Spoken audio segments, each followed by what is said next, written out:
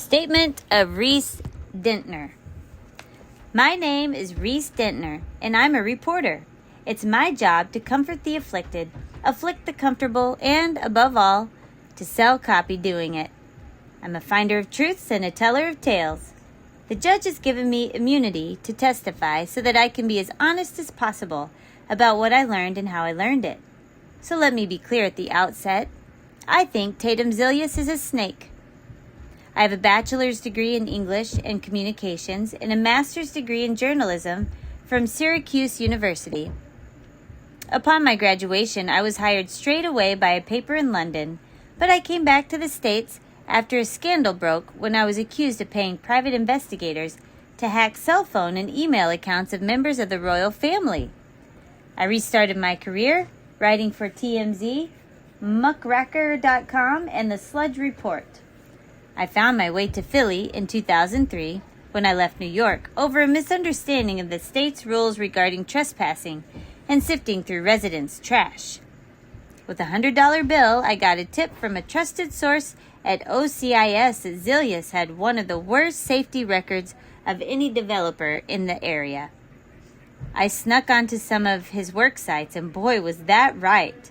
When I heard that Zilius was interested in Franklin's Trench, I knew it would be journalistic gold, so I went to the site and found, to my shock, that people actually lived there. Some call them squatters, but I call them perfect sources. One squatter interested me the most, Artie Dent. He was obsessed with resisting the loss of his home. Using back ways into the job site, Dent would make lots of mischief.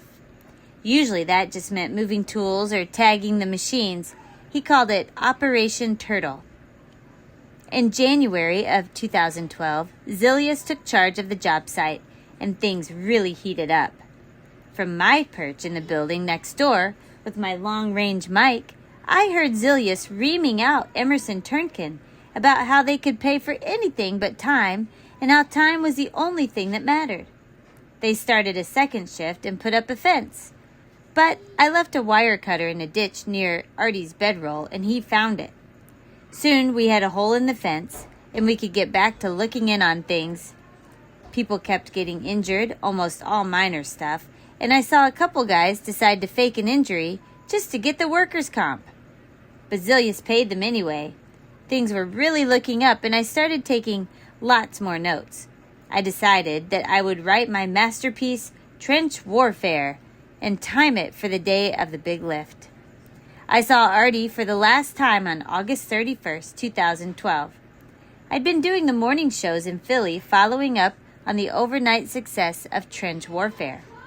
I got to the site a little after noon and got on my high-powered camera.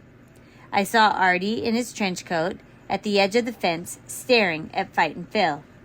He had his hands up, and he looked like he was praying. By the time I got down there, he was gone.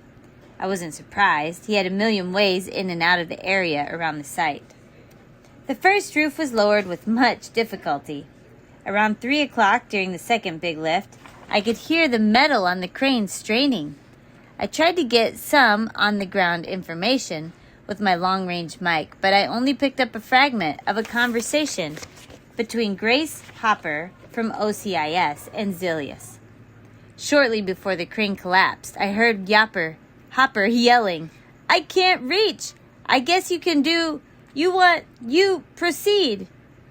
Grace always struck me as a reasonable person. I was shocked that they allowed the lift to go. The only person who talked to me after the crane collapsed, ironically, was Artie. He left me a sealed envelope which London gave to me.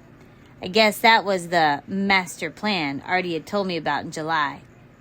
Tatum Zilius is an awful person and cheapskate, but a murderer? That's just silly. I hate to say I told you so, but I knew something like this was going to happen, and the predictions I made in my article couldn't have been more true. Signed and sworn to before me this 6th day of December 2012, Reese Dentner.